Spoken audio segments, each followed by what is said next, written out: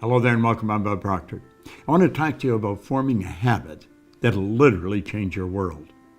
I formed this habit a long time ago, and I'm going to tell you my world changed like night and day. Work for me, it'll work for you. But before we get into it, I want you to come back in history with me to September the 12th, 1962.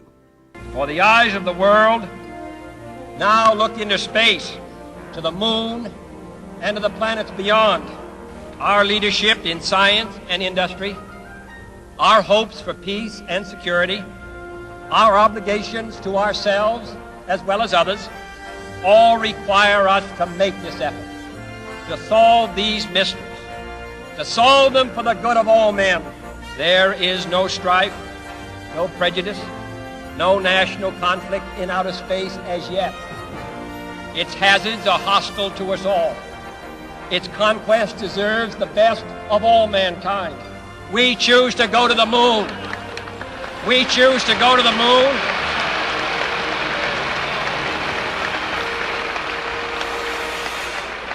We choose to go to the moon in this decade and do the other things, not because they are easy, but because they are hard. Because that challenge is one that we're willing to accept, one we are unwilling to postpone, and one we intend to win. Do you know what John Kennedy did there? Made a decision. That was a decision. It was a big decision, and it changed everything forever. Well, do you know, decision is something most people never really learn, and for good reason. Stay with me, because I'm going to show you something here that you possibly have never looked at before. This book changed everything for me. In this book, it's Napoleon Hill's Think and Grow Rich. There's 15 chapters. There's one chapter, the entire chapter is dedicated to decision.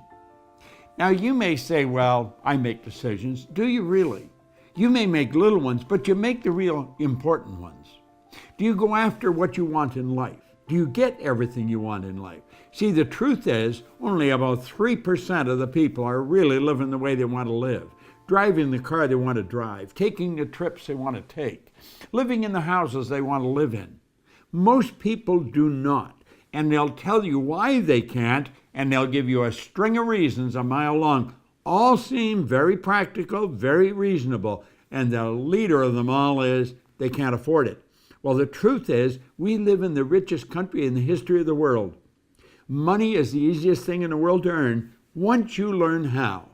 Well, if you turn making a decision into a habit, you're going to learn how to do a whole lot of things you may think you can't do. See, what we're doing is we're exploring a side of our personality that we really don't understand. Now, I photographed a page out of here. Napoleon Hill said, those who reach decisions promptly and definitely know what they want, and they generally get it. The leaders in every walk of life decide quickly and firmly. That's the major reason why they're leaders. He said the world is a habit of making room for the man or woman whose words and actions show they know where they're going. And he went on to explain why we have difficulty here, for very good reason. Indecision is a habit, which usually begins in youth. The habit takes on permanency as the youth goes through grade school, high school, and eventually through college without any definite purpose. The major weakness of all educational systems is they neither teach nor encourage the habit of definite decision. Now, why is that?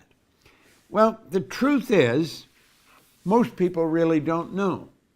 We're dealing with a side of our personality that most people do not understand. What you see here is not me. This is my body. You never hear anyone say, am hand. You see, we've got to take a look at the non-physical side of ourselves. President Lincoln put that very well. He said, to believe in the things you can see and touch is no belief at all. But to believe in the unseen is a triumph and a blessing. Well, let's look at this. Making a decision, we're going into the unseen part of ourselves, using faculties most people don't even know they've got. You see, Einstein said the intuitive mind is a sacred gift. Well, he said the rational mind is a faithful servant. He said we have created a society that honors the servant and has forgotten the gift. What is a servant? Well, there it is there. It's our sensory factors. We can see, hear, smell, taste, touch. What are they for? They're to help us correspond and communicate with our outside world. But you know that the physical world is nothing but the manifestation of the non-physical world. That's right. Here we've got something that's nothing short of a miracle when we look at it properly. This is a little cell phone. It has more power than the computer had that took the first rocket to the moon. Think of that. And I'm carrying it around in my pocket. I can touch a button and bang, like that, send a picture to you, and you'll get it simultaneous with me sending it. How does all that happen? Well, it happens because we're dealing with the non-physical side of ourselves. We're dealing with just pure power. How do we get at that? Well, we've been gifted. We've been gifted with something no other form of animal life has. We have these higher faculties. You've got perception, memory, imagination, will, reason, intuition. I want you to shift your perception for a moment of yourself. You know, our good friend, the late Wayne Dyer, he put it very well. He said, when you change the way you look at something, what you look at will change. Change your perception.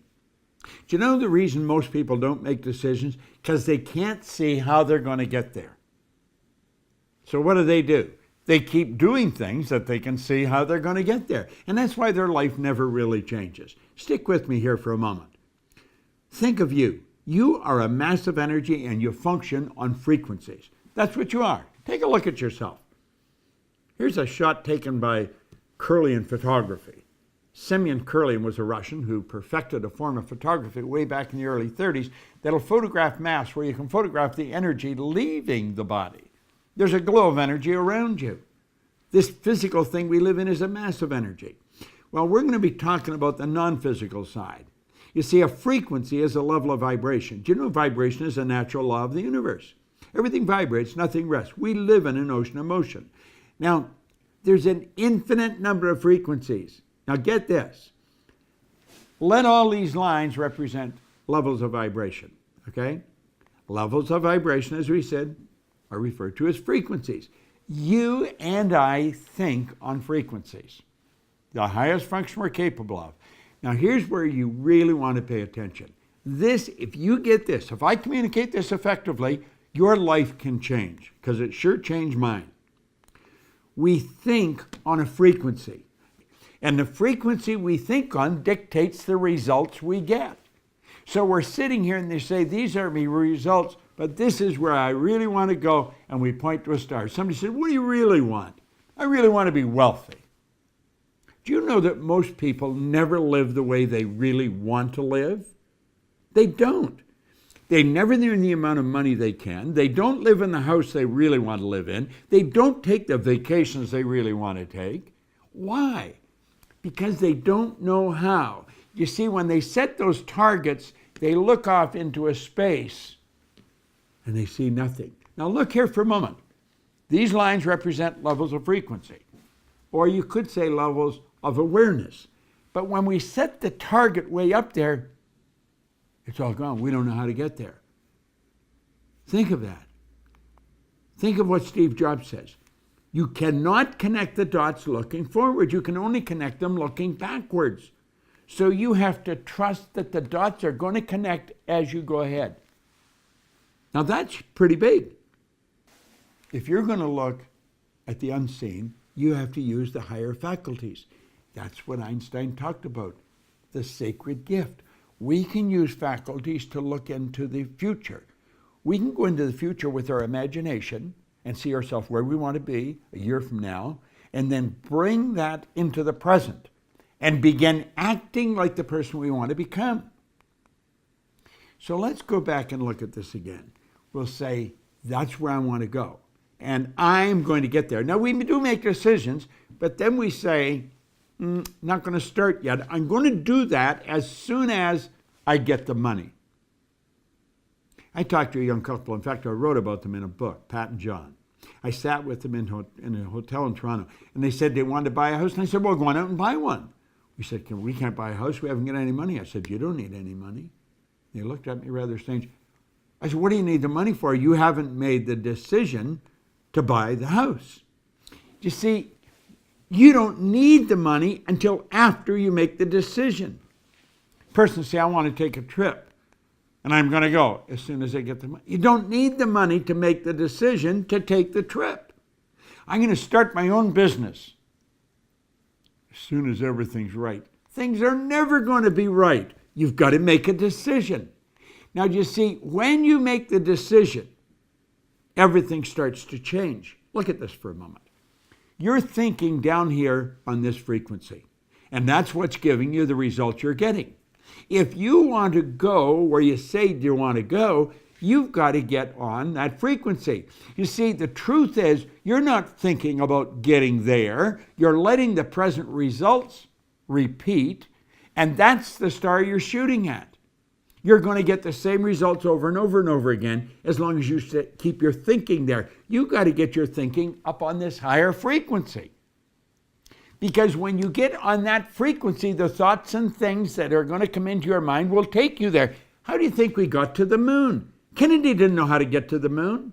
When he asked Dr. Wernher von Braun, who's considered the father of the space program, what will it take for us to build a rocket, carry a man to the moon, and bring him back safely to Earth? He said the will to do it. The will is one of the higher faculties. That's what Einstein was talking about. The will gives you the ability to focus on one thing to the exclusion of everything else.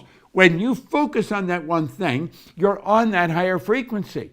How do you do that? Well, first, you got to make a decision to go there. You see, your mind and thoughts must be focused on the same frequency as your goal. How do we do that? We make a committed decision. That's where I'm going. And when you make the committed decision, that's irrevocable. You cannot go back. You shut the past off. You begin thinking on this higher frequency, and you think and act like the person you want to become. Does it sound preposterous? That's what the Wright brothers did, and they introduced us to a new kingdom. That's what Sir Edmund Hillary did. I had the good fortune of working with him. He was a beekeeper from Auckland, New Zealand. He was the first person to ever climb Mount Everest. He didn't know how to get to the top of that mountain until after he got there. He trusted in the image that he held in his mind. You got to trust in the image you hold in your mind. You got to think like the person you want to become. It takes a decision to get up on that higher frequency. And the second you make the decision, everything starts to happen. Now you got to believe you can do it. The moment your belief matches with any state, the higher frequency is the state. The moment your belief matches with any frequency, you fuse with it, and this union results in the activation, the projection of the plots and plans and conditions and circumstances. Things start to happen. Think about it. You're going to a dance, you need the new dress. You make a decision, you don't know where the money's coming from, but you've got to have the dress. You get the dress. You want that car, you make it as, you get the money, you get the car. The moment your belief matches with any state, you fuse with it. And this union results in everything that happens. Now look at this new state of conscious awareness becomes your home from which you view the world. You're operating on a different frequency. Don't expect a lot of support from the people around you. They don't know what you're doing. They probably think you've gone a little crazy. But listen, in your workshop, and if you're observant, you're going to see your outer reality shaping itself upon the model of your imagination. Do you want to know the beautiful truth? This works like unadulterated magic. It does. This is what all our Proctor Gallagher Institute programs deal with. I want you to control the flow. There's thought energy flowing to and through you. It's flowing freely to and through you. Make certain it proves everything that it connects with. You've got all of this power locked up within you. Utilize it. Go after what you want. Quit going after things you already know how to get. There's no real gain in that. Don't compromise. Go after what you want. It's not that easy, but I'm going to tell you something. It sure is worthwhile. Turn decision-making into a habit. And when you do that, everything changes. See, I didn't go back to school, no formal education. I didn't gain any business experience. I made a decision and bang, away I went. And everything started to fall into place. I opened offices in different countries, in different cities. Earned all kinds of money. I had money coming to me while I was sleeping, and so can you. In fact, you turn this into a decision, you can earn more money when you're sleeping than you'll spend when you're awake.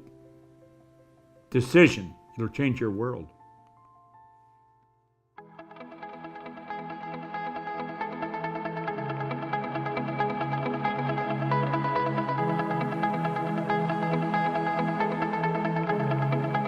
Check us out at ProctorGallagherInstitute.com for tips, tools, and resources.